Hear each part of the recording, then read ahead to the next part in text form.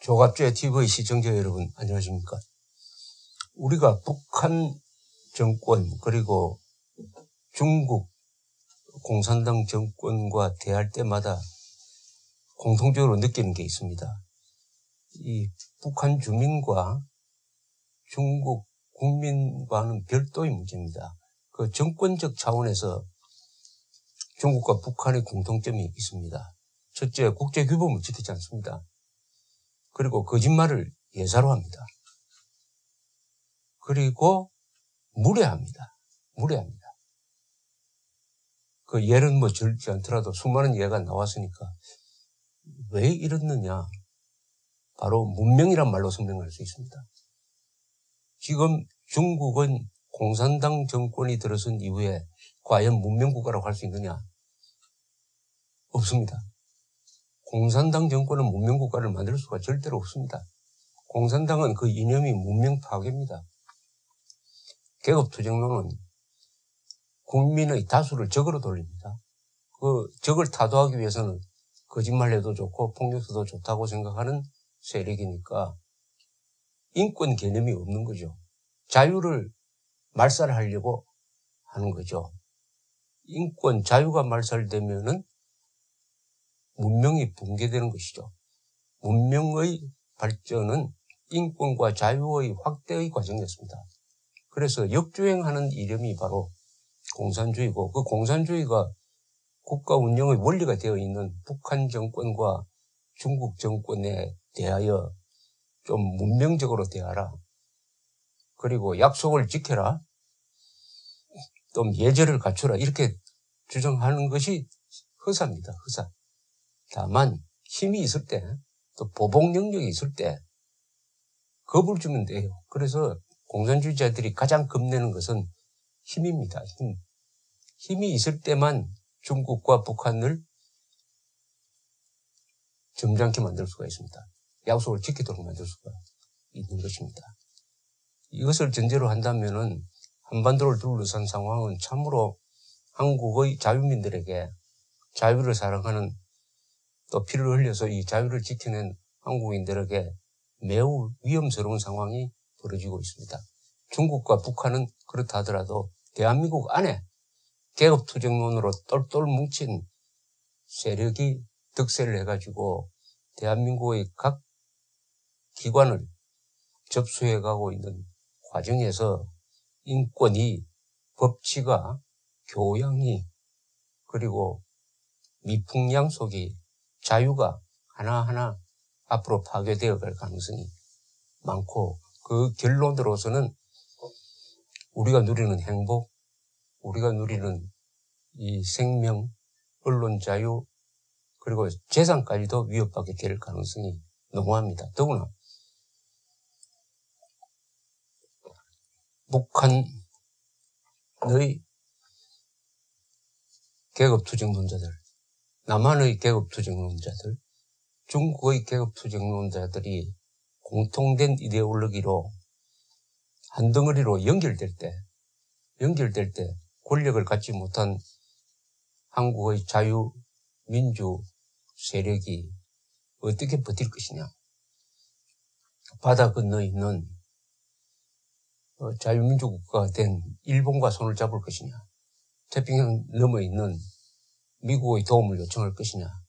참으로 어려운 장면이 전개되고 있습니다.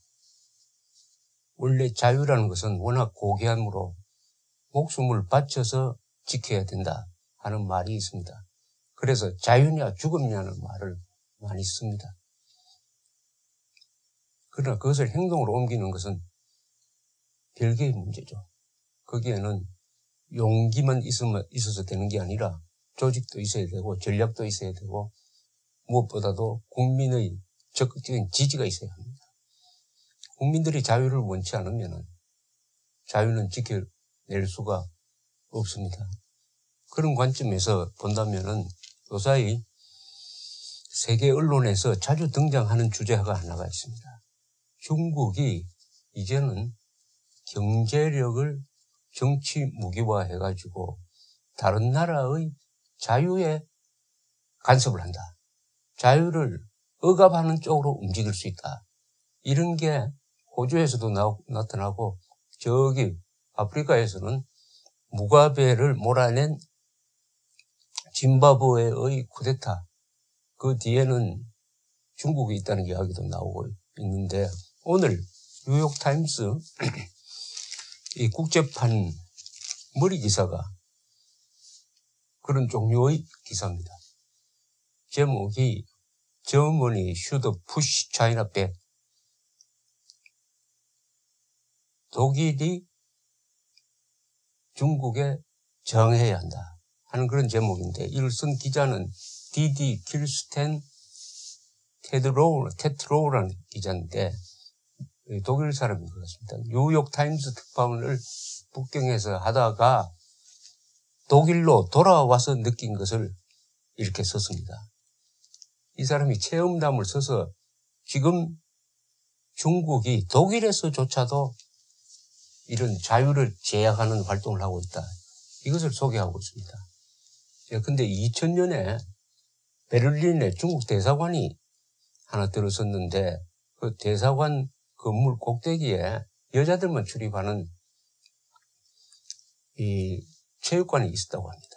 그런데 중국 대사관 사람들이 그 여자들을 겁을 주고 무리한 말을 하고 또 출입을 할 때 엄격한 이 시큐리티 체크를 하도록 해가지고 결국은 그 대사관 건물에서 몰아냈다 하는 것으로 이 기사를 시작되고 있습니다.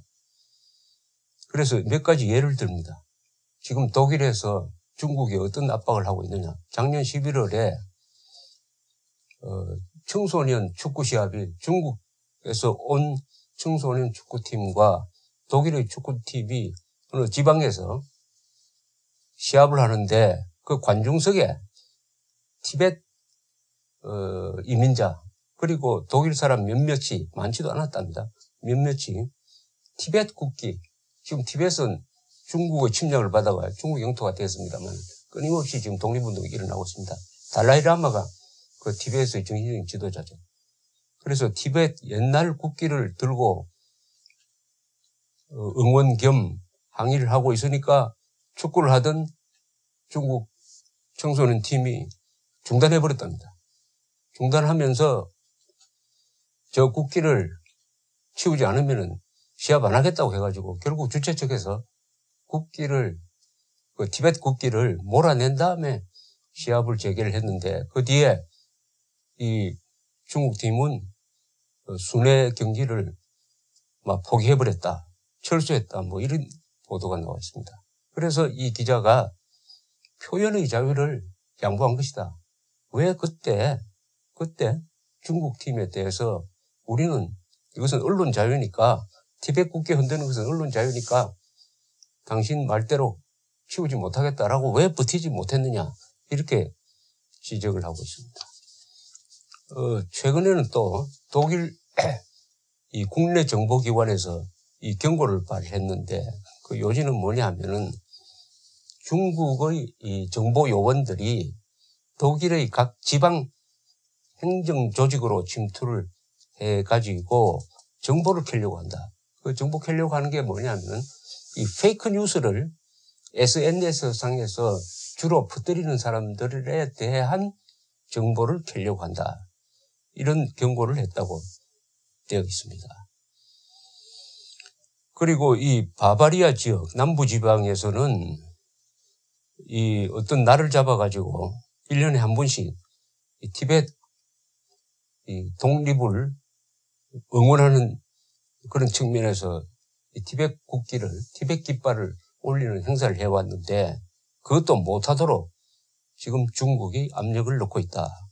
뭐 이런 이야기고, 또 하나는 브란드라는 이름의 이분이 독일 연방인권위원회 위원장인데, 이 경우를 설명하고 있습니다. 2016년에 이 브란드가 중국을 여행을 하려고 했더니 중국 측에서 오려면은 그동안에 중국의 인권 문제에 대해서 썼던 글이라든지 이런 걸 다 지워라. 인터넷상에서 다 지우고 독일 안에서 앞으로 중국의 인권 문제를 제기하는 그런 강연은 하지 마라. 그런 약속을 하면 받아주겠다. 이렇게 나왔답니다. 그러니까 그걸 거부하니까 결국은 중국에 가지 못했다. 연방의 인권위원장까지도 여행의 자유가 지금 제한되고 있다. 이렇게 또 소개를 하고 있습니다. 그런데 이 전 뉴욕타임스 테트 로우 기자의 주문은 독일이 그렇게 해서는 안 된다는 겁니다. 독일과 지금 중국 사이에는 무역 규모가 상당히 큽니다. 독일은 약 900억 달러를 중국에 수출하고 중국으로부터 약 1100억 달러를 수입합니다. 수입하는데 이게 경제적으로 밀접한 연관관계가 있지만은 이런 인권이라든지 언론 자유라는 원칙의 문제가 있을 때는 독일이 중국과 맞서야 한다.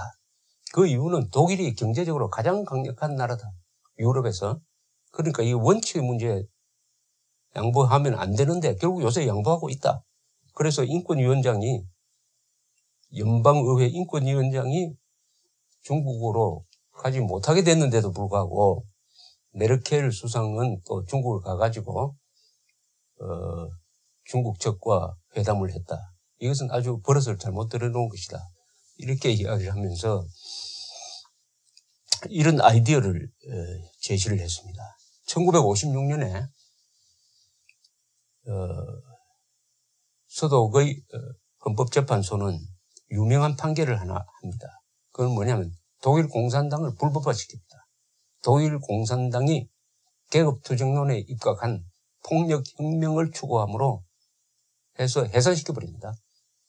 이 사건이 우리가 2014년에 통합진보당을 헌법재판소가 해산하는 하나의 근거가 되었습니다만. 그래서 이 예가 있으니까 앞으로 국내 공산당 활동도 불법화했으니까 중국 공산당원이 독일에서 활동하는 것, 특히 학생들 사이에서 활동하는 것을 중지시켜야 한다. 그게 맞지 않느냐? 이런 아주 법리적인 제안을 했습니다. 이 기사가 보여주는 것은 지금 유럽에서 가장 강력한 국력과 가장 강력한 경제력, 특히 이 재정금융 부분에서 이 유럽을 그냥 끌고 가다시피 하는 이 독일에까지도 중국이 들어와 가지고 여러 가지 언론 자유라든지 기본권을 침해하는 압력을 행사하고 있는데 여기에 대해서 독일 정부가 너무 양보하고 굴복하고 있다. 이런 지적을 하는데 이런 현상이 한국에서는 어떻게 앞으로 전개되겠느냐 하는 것은 불문가지입니다. 지금 한국은 독일처럼 경제력이 강하지도 않고 중국 의존도가 높습니다. 또 지역적으로 너무 가까이에 있고 역사적으로 중국은 한국을 속국으로 보아온 그런 DNA가 있고 더구나 중국이 그런 중화의식이 강한 데다가 공산당이라는 사실입니다. 공산주의자들이라는 사실입니다.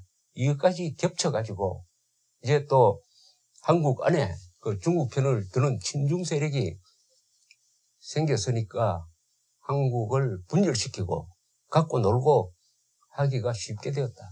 중국이 대한민국을 갖고 놀고 북한이 대한민국을 갖고 놀고 하면은 한국은 19세기 말에 친일파, 친청파, 친러파로